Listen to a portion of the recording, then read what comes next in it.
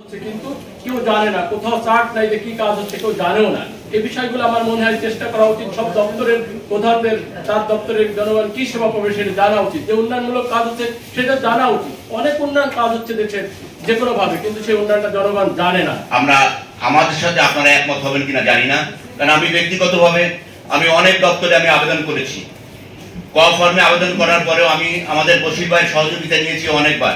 বশির ভাইয়ের হয়তো মনে আছে, আমরা দেখেছি তারা বলেছে যেন যেমন যুব উন্নয়ন অধিদপ্তরের একটি তথ্য চেয়েছিলাম আমি একবার, আমাকে বলেছে যেন আপনি সঠিক ফর্মে আবেদন করেননি। তো ক ফর্মটা কি আসলে সঠিক ফর্ম কিনা আমি জানি না, অথচ অন্য অফিসে আমি যখন আবেদন করেছি তারা আমাকে আমাকে তথ্য দিয়েছে, অনেক অফিস তথ্য দিয়েছে এবং অনেক অফিস তথ্য দেয় না। এখনো পর্যন্ত অনেক অফিসে তথ্য চাইলে তথ্য পাওয়া যায় না, আজকে না কালকে, কালকে না পরশুদিন, এরকম অনেক সময় এই ঝামেলাগুলো করে।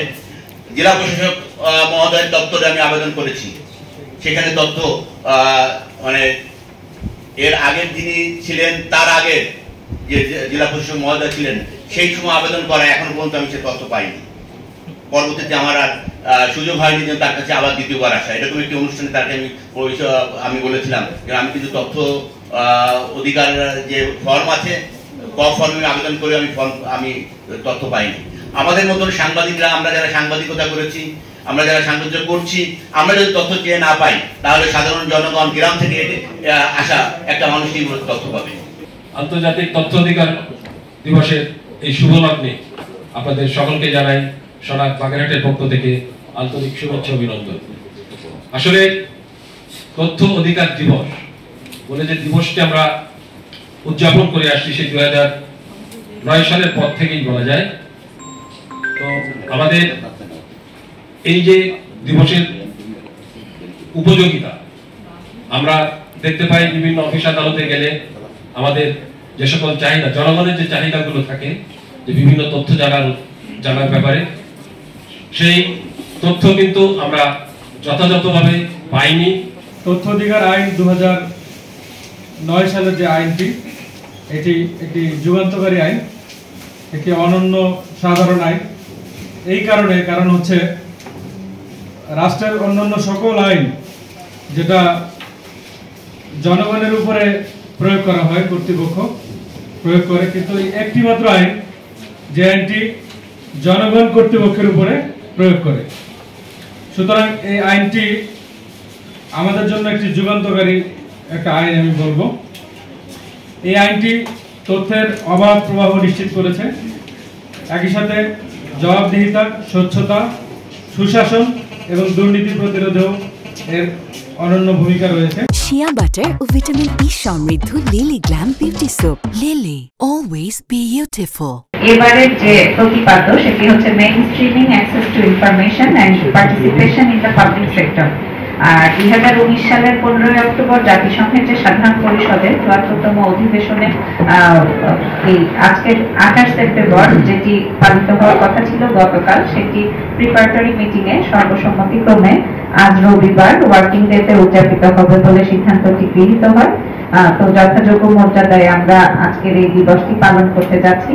আমি বলবো যে আজকে এখানে যারা বক্তব্য দিয়েছেন তাদের বক্তব্য কিন্তু এটি স্পষ্ট, শুধুমাত্র কথা বলে, র্যালি করে, আলোচনা সভা করে আমরা এই রুম থেকে চলে গেলাম, এটার মধ্যে মনে হয় আমরা দীর্ঘদিন এই প্র্যাকটিসের মধ্যেই আছি। না হলে এরকম কথা করে আসলে তথ্য অধিকার দিবস পালনের প্রয়োজনটা হতো না। আমাদের সমাজের যে অসঙ্গতি দিনকে দিন বাড়ছিলই, আমি নাম বলবো না, মানে যে বক্তারা এখানে বক্তব্য দিয়েছেন তাদের বক্তব্য এটি স্পষ্ট যে আমরা আসলে প্র্যাকটিস করিনি, আমরা শুধুমাত্র বক্তব্য দিয়েই শান্ত থেকেছি। তো 13 বছরে এরকম বিভিন্ন মিটিং এ যখন আসি, আমার মনে হয় যে মিটিং এ আমরা আসি শুধু কথা বলার জন্য। আমরা যারা বিশেষ দিয়ে আসি তারা একটু এই সব বিষয় বিভিন্ন জিনিস নিয়ে পড়াশোনা করে মনে হয় যে আমি যা জানি সেটা তো জানাতে হবে, এটা আমাদের টার্গেট থাকে। আবার যারা বিভিন্ন এনজিও কর্মী বা বিভিন্ন অন্যান্য সংস্থার কর্মী তারাও আছেন যে তারা কি জানে সেটা জানানোর জন্য। সাংবাদিক ভাইরা যারা আসেন তারাও একটু প্রশ্ন করেছেন, তারা দেখেন যে তারাও সাংবাদিক, মানে আমরা মনে হয় যে আমাদের টার্গেট থেকে কথা বলে, তা না হলে এই যে নতুন বাংলাদেশের কথা বলা হচ্ছে, নতুন বাংলাদেশ হইতে এত দেরি হইল কেন? যদি আমরা কাজই করতাম তাহলে নতুন বাংলাদেশ হইতে এত দেরি হইত না। তো এটা হচ্ছে আমরা শুধু কথা বলি, আমরা এখানে যারা আছি সবাই জানি কম বেশি, এখানেই কথা বলে বলা যে আমাদের একটা এলাকার ভাষা আছে, বলে না বলে যায়, শোনা শোনা যায়, আমরা শুধু বলি আর কেউ শুনে এখান থেকে বের হতে আবার যে যার মতো থাকবে। আমরা যদি আসলে যে তথ্যের যে অবাধ যে তথ্য পাওয়ার অধিকার, এটা যদি আমরা এনশিওর করতে পারতাম তাহলে দেশের চেহারা এরকম থাকতো। আমাদের বাজেটে যে টাকাটা আসে সমগ্র দেশের জনগণের কাছে যে টাকাটা আসে, এই বাজেটের টাকাটা কিভাবে ব্যয় হয় এটা যদি এনশিওর করা যায় তখন আমরা দেশের উন্নয়ন মানে এনশিওর করার করতে আর কোনো কিছু লাগবে। সমস্ত খাতে তো বাজেট টাকাটাই যায়, আপনি সেটা কৃষি খাত বলেন, মৎস্য খাত বলেন, শিক্ষা খাত বলেন, আইন শৃঙ্খলা বাহিনীর পিছনে বলেন, যেখানেই যায়, এই যে রোড হাইওয়ে বলেন, যত ডেভেলপমেন্ট কাজ সব তো বাজেট থেকেই আসে, কেউ তো কার পকেট থেকে দেয় না। তো এই টাকাটা এটা আমাদের সবার টাকা, জনগণের টাকা, এই টাকাটা তাহলে কিভাবে দেয় হয়, কোথায় দেয় হয়? যে আমরা বলছি যে আমরা এটা জানি না ওটা জানি না, এই যে এখানে ব্রিজ ধরার জন্য কত টাকা হচ্ছে, এখানে পৌরসভার যে ড্রেনেজ সিস্টেমের কথা বলেন, ড্রেনেজ সিস্টেমে কত টাকা আছে, তার মধ্যে কত টাকার কাজ হচ্ছে, কি কাজ হচ্ছে, এরকম সমস্ত ডিপার্টমেন্ট, আমি কোনো পার্টিকুলার ডিপার্টমেন্টের কথা বলছি না, পুলিশেরও যদি আপনি মানে বলেন যে কাকে ধরা হয়েছে, কেন ধরা হয়েছে, এই তথ্যগুলো আমার মনে হয় যে সাংবাদিকরা সব থেকে বেশি তথ্য পুলিশের কাছ থেকে নেয়, সেটা সত্য বা মিথ্যা যেভাবে আমরা সেটা প্রোভাইড করি, কিন্তু সব থেকে বেশি তথ্য আমরাই হয়তো দিয়ে থাকি আমার মনে হয়। তো এরকম সমস্ত ডিপার্টমেন্টে যদি এভাবে তথ্যগুলো নেওয়া হয় এবং সেটা যদি নিশ্চিত করা হয় যে তথ্যগুলো সঠিক তথ্য দেওয়া হচ্ছে, না দেওয়া হলে তার মধ্যে ব্যবস্থা নেওয়া হয়, মেইন কথা আমরা করছি যে ইমপ্লিমেন্ট করা।